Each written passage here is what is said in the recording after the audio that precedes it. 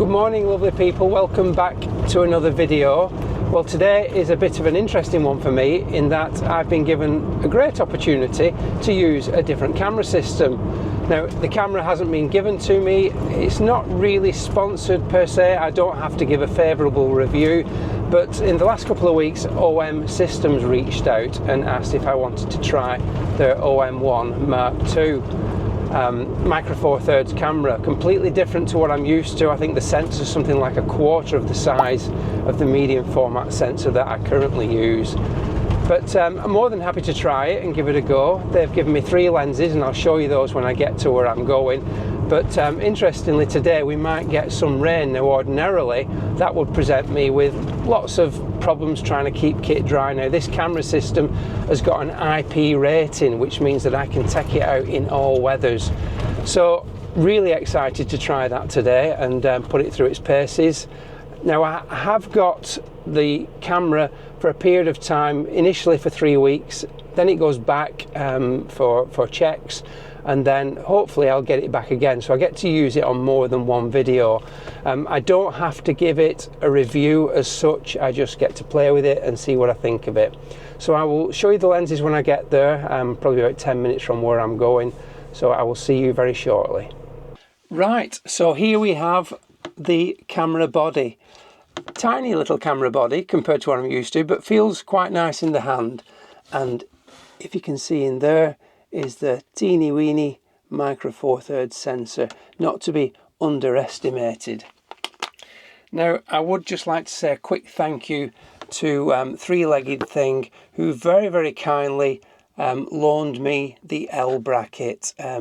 Once I got the camera from OM Systems, one of my first things that I panicked about was the inability to position the camera vertically. My tripod, the head that I currently use from FLM, means that it's not very easy to flip the camera on its side without an L bracket. So I gave Three-Legged Thing, sent them an email, and they very kindly loaned me this L bracket, which is the Ollie, I believe. It's got to go back, but thank you, Three-Legged Thing, for loaning me this whilst I have this camera. So moving on to the lenses, I have got the 40 to 150 f2.8. Now, if you don't, or you're not familiar with Micro Four Thirds and you can relate to full frame, this is basically 40 to 150 is essentially an 80 to 300, and considering its small size, that's pretty impressive. And it's all internal focus, so the barrel doesn't extend out when you extend the focal length. It does come ordinarily with a lens hood, but I've removed that because there's every chance today that I want to use a filter. Also, it's got the bracket at the bottom for mounting the lens on the tripod. They've also sent me a 8 to 25, so 16 to 50 mil zoom lens. This is the f4 version. They've also sent me, and of course they would send me this, the macro lens. This is the 90mm macro, and this is f3.5. So essentially that's a 180mm macro in full frame terms. I do have a 4th lens that I forgot, which is a little tiny 2x converter. Absolutely minuscule. It just feels so small in the hand compared to the Hasselblad kit that I'm used to. And basically that one lens, for example, is a quarter of the weight of my 35 to 90mm HC macro HC lens from Hasselblad, which is phenomenal. So 4 lenses and a camera in the camera bag, and the weight difference is just ridiculous, really. So I'm looking forward to carrying all that around today. Right, so I need to get out there and find some images. What I'm planning to do is, because I've got these 3 lenses, is use, if you watch the videos regularly, you'll know that I generally put 3 images on at the end. So it would be nice to get an image from each of the 3 lenses that I'm carrying today. So without further ado, let's get outside and see what we can find. So I have to say, my camera bag feels ridiculously light right now, and I'm even carrying all my filming gear. So What I will say is this: whilst my current camera system, the medium format system that I use, perfectly suits my needs, it's perfect for me with my intimate landscapes, my slow approach to photography. If I wanted to take that up into the hills, high up in the mountains where I had to walk considerable distances from the car, this system would suit me perfectly. Now the sensor is a 20 megapixel, I believe, a stacked sensor, and you would get straight out the camera without any bother a 17-inch print, which is absolutely fine for most uses. So just bear that in mind when you're looking at a camera system. This is something that doesn't hold you back at all. I would happily walk for hours with this on my back, not usually the case with my current setup.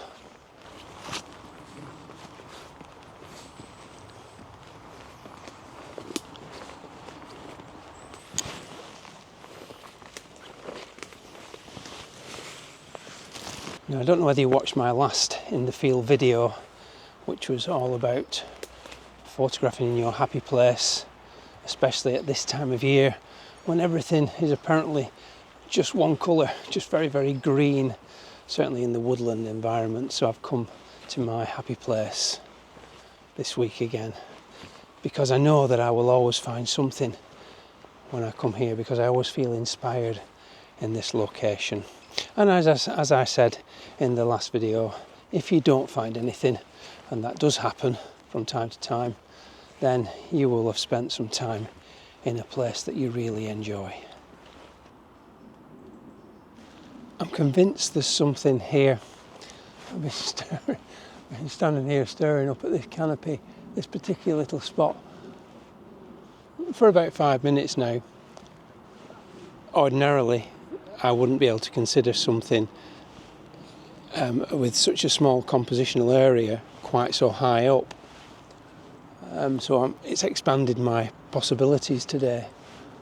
With this, with the 40 to 150, which effectively 80 to 300 with a 2 times converter, so 160 to 600 mm lens, I can consider things that are way up in the canopy, and I'm thinking of a high key shot, but I'm just not sure whether the composition's tidy enough. So I'm going to get the camera out and just have a quick look, just get the lens up there, or get the view up there into the camera and see how it looks. But I'm just on the fence as to whether it's a little bit untidy. So 150 mm lens with the 2 times converter, 600 mm as I just said. I've got the camera set on f10, 15th of a second, manual exposure. And what I was doing is so just get rid of those, they've just fallen in the grass, so they're covered in water, is that I was just looking for compositions and trying my key shots, and I pressed a couple of test shots, and in doing that I realised there was an opportunity for some in-camera movement. Often we see in-camera ICM, as it's called, in-camera movement of forests where you pan up and down the trees.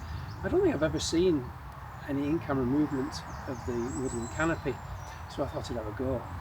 And the trouble is I can't really show you on the back of the camera whilst I'm doing it, but basically just as I was about to press the shutter, I just started to move the camera around ever so slightly, 200 ISO, and like I said, 15th of a second just gives me a bit of movement of the leaves whilst, like I said, blowing them out, a bit of a high key effect, white background, and got some really interesting results. So that's pretty much all there is to it. Very, very simple shot, but quite an abstract result. So I'll put one of those on now. So I'm going to count that as my first shot with the long lens in the bag.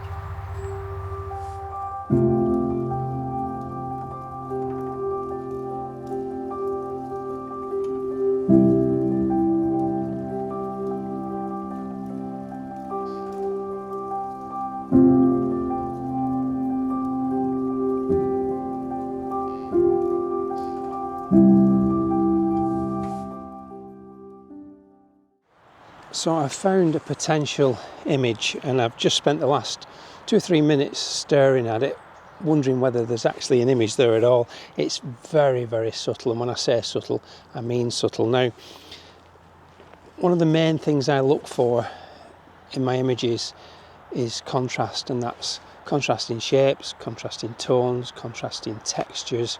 Well, in this case, we've got contrasting sizes.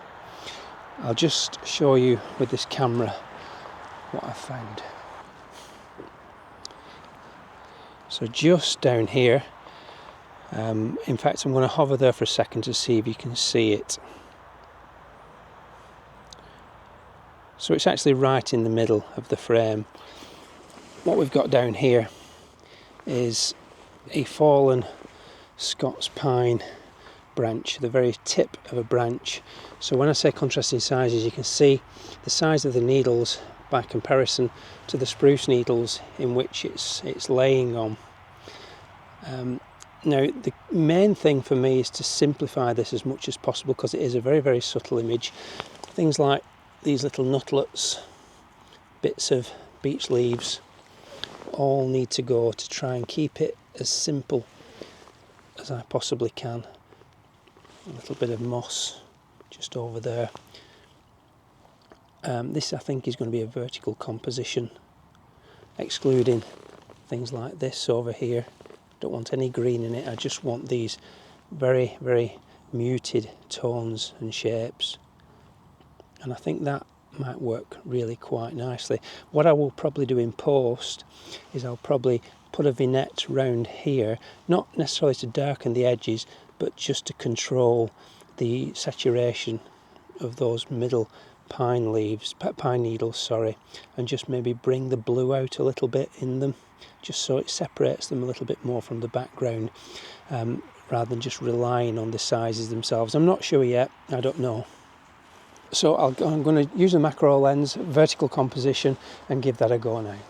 Right, so I had thought that I might be able to video through the actual camera itself, which I can do, but because of the crop that I've got on at the moment on the camera, it tends to take the edges off the frame with the in-camera video. So I'm going to use this method for the time being, and hopefully you can still see quite clearly what the composition is. So bottom right is where the stalk of the Scots pine comes in. Now that largely blends in to the surroundings, so it's not really a dominant feature, but even so I've paid close attention to where it comes into the frame, like I said, bottom right hand corner. So we've got the lovely big fan of the main Scots pine branch there, and then we've got a progression of going from large to small across the diagonal, across the frame. And as you can see, for the most part, if not for the whole part, I don't have any distractions. There are 1 or 2 green needles which I may selectively darken just to focus your attention on this lovely silvering of the Scots pine. Now when I got the frame up, what I did have to do, because I always try to do it in camera, was I changed the white balance, because on the cloudy setting it was all a bit too warm for my liking, and I like the lovely blue feel this has got. So currently it's on auto white balance to get the feel that I've got that I like. In terms of settings, we're on f13 and a half a second exposure, and I've got the 2-second timer selected. So I will take that shot on, and take that shot and put that on now.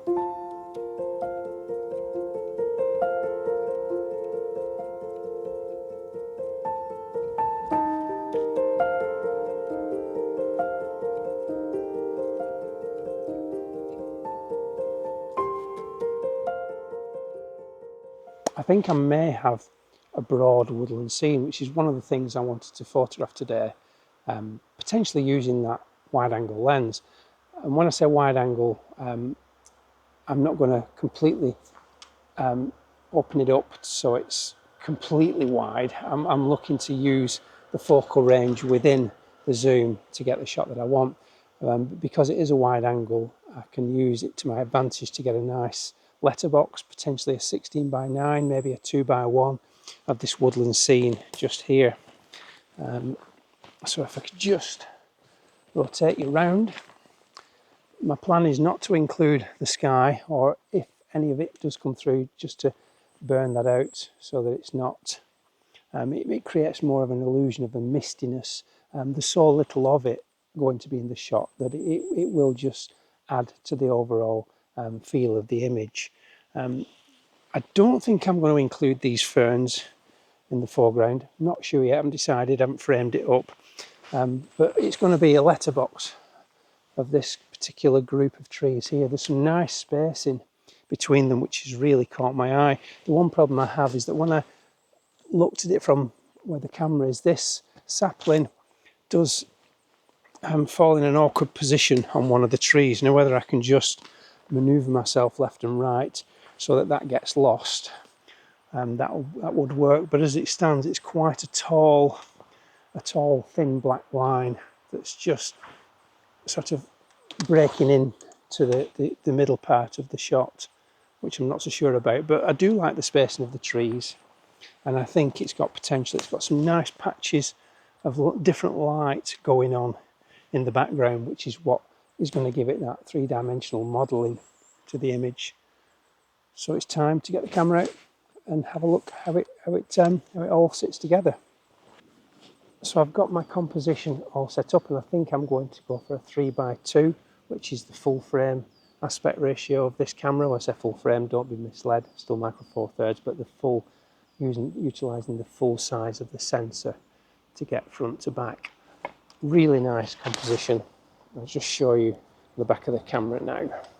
So the camera is now recording, so we'll switch you over to the recording. It's not the perfect crop for the scene that I'm going for, but it's pretty much near as I can get. But you can see we've got this main component here, we've got this one tree here, and I think I'm probably going to go a little bit closer than that, just to use these two outer trees to hold the frame together. And crucially, you've got this one in the middle distance as well, and I'm just allowing the light in the top there just to burn out, and you've got a lovely nice mature tree in the background, slightly obscured, annoyingly, but you can't have everything. The spacing of all the other trees, when you look at this one, these two limbs here, this one here, you've got some nice even spacing, and the base is really quite complementary around here, as a nice foot to the base of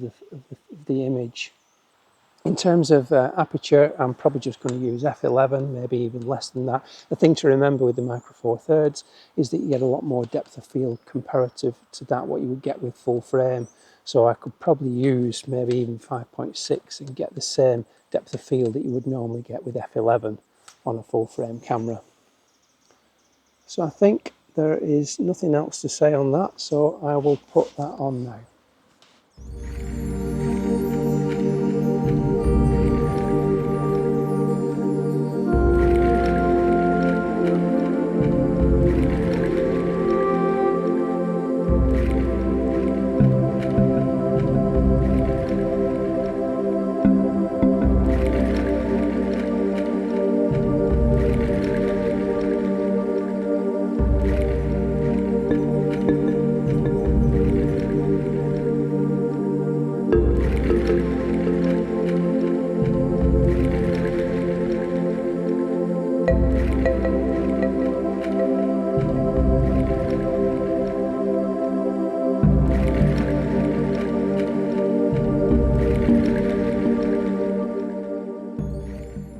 Well, that's it from me for today, folks. Images to come in just a second. So a big thank you goes out to OM Systems and also Three-Legged Thing for the loan of the camera and also the L brackets. Now, if you are in the market for a new camera, maybe today's video has given you something to think about.